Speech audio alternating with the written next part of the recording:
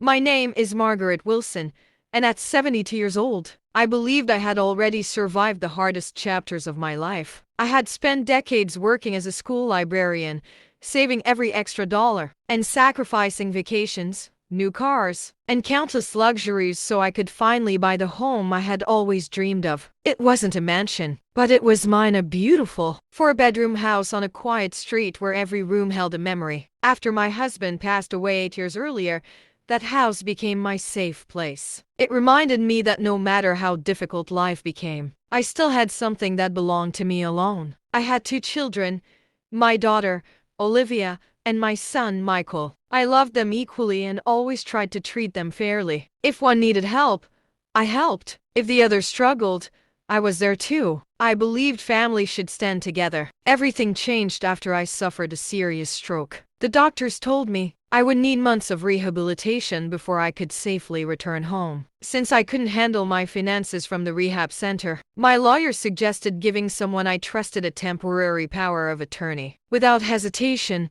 I chose Olivia. She visited me almost every day during the first few weeks. She brought flowers, magazines, and homemade soup. She smiled, held my hand, and kept telling me not to worry about anything. "Mom, I'll take care of everything," she promised. I believed every word. As the weeks passed, her visits became shorter. Then they became less frequent. Whenever I asked about the house, she would quickly change the subject. "Everything's fine," she'd say with a forced smile. "Just focus on getting stronger." Something felt wrong, but I convinced myself I was imagining it. 3 months later, my doctor finally cleared me to go home. I was excited the entire drive. I couldn't wait to sleep in my own bed, drink coffee on my back porch, and finally feel normal again. But the moment our car turned onto my street, my heart dropped. A moving truck was parked in my driveway. Strangers were carrying furniture into my house. A large sold sign stood in the front yard. For a moment,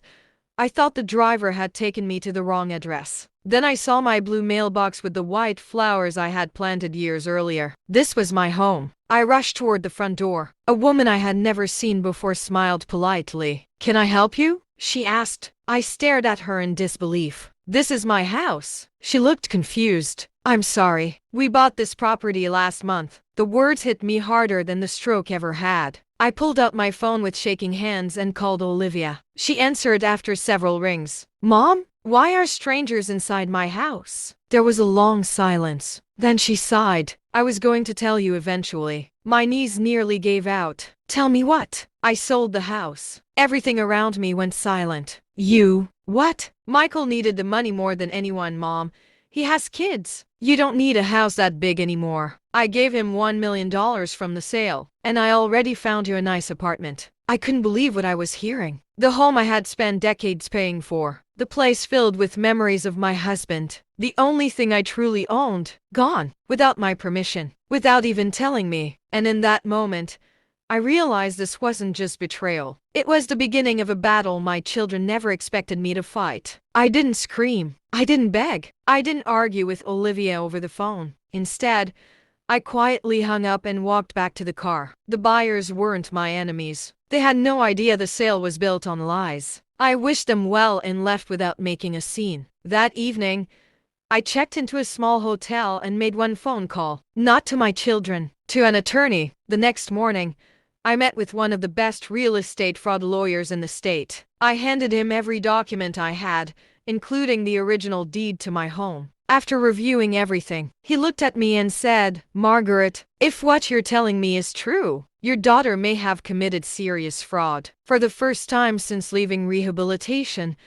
I felt a small spark of hope. Over the next several weeks, my legal team uncovered the truth. Olivia had gone far beyond the authority I had given her. She had signed documents she wasn't legally allowed to sign, hidden important paperwork from me, and completed the sale without my informed consent. The investigation also traced the money. Exactly $1 million had been transferred into Michael's account. Within days, he had purchased a luxury home, a new SUV, and invested the rest. Neither of them knew the investigation had already begun. My attorney advised me not to contact them. "Let them believe they've won," he said. So I stayed silent. A month later, both Olivia and Michael were served with court papers. Suddenly, The confident phone calls stopped. Instead, they started leaving desperate voicemails. "Mom, we can explain. Please don't do this. You've misunderstood everything." I deleted every message. The courtroom was silent on the day of the hearing. The judge reviewed the evidence, the financial records, and the documents connected to the sale. When the ruling finally came, the courtroom became even quieter. The judge declared the sale invalid because it had been completed through fraud. Ownership of my house was restored to me. The remaining sale proceeds were frozen while the court handled restitution. Michael was ordered to return the money he had received. Olivia faced serious legal consequences for her actions. As they walked past me outside the courtroom, both of them looked defeated. They expected me to comfort them. Instead, I calmly said, "You didn't lose because I fought back. You lost because you believed I would never fight back." Several months later, I walked through the front door of my home again. Everything looked different. But one thing had changed forever. I finally understood that family isn't defined by blood. It's defined by trust. And once trust is sold, not even $1 million can buy it back.